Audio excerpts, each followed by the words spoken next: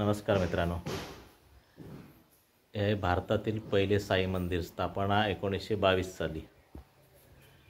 तर मित्रांनो, हे मंदिर कविलगाव कुडाळ रेल्वे स्टेशनवरून साधारण 2 किलोमीटर अंतरावर आहे आणि 1918 साली साईबाबांनी समाधी घेतल्यानंतर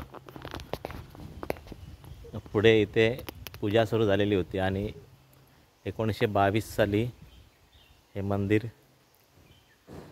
बांधण्यात आलं।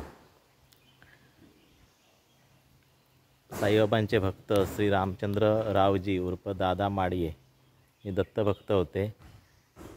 त्यांच्या पुण्याईने हे मंदिर निर्माण झालेलं आहे आणि हा मंदिराचा परिसर, मंदिराचं स्वरूप जसं आहे तसं आतमधून तुम्हाला दाखवतो। मंदिराची 100 वर्षापूर्वीची रचना आहे तशी दिसते। हे माझे सहकारी ओंकार बागलकर आणि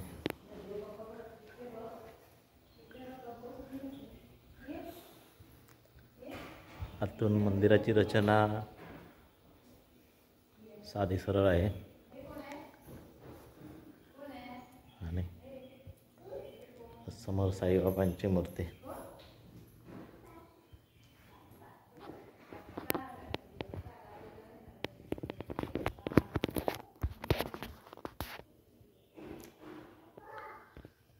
साईबाबांचं भारतातील पहिलं मंदिर सिंधुदुर्ग जिल्ह्यामध्ये आहे।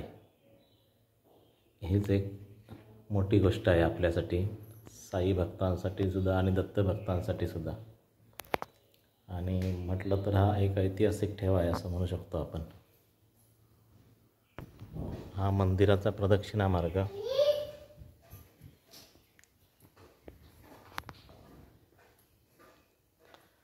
मंदिराशी संबंधित जी आताची मंडळी आहेत ती बहुतेक मूर्तिकारच आहेत, त्यामुळे त्यांच्याकडे मूर्ती खूप आहेत।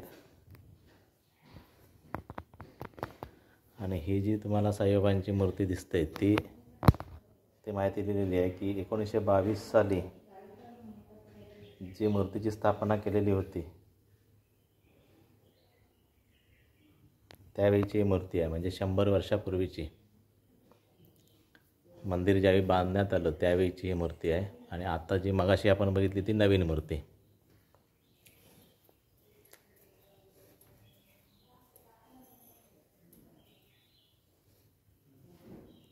ही एक मूर्ती आहे।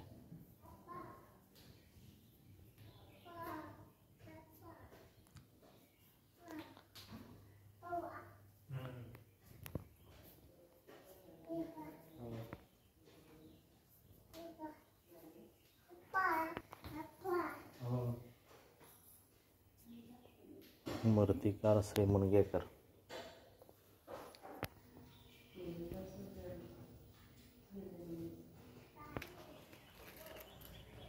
तर मित्रांनो, अशा पद्धतीने हे सुंदर आणि शांत ठिकाणी मंदिर आहे।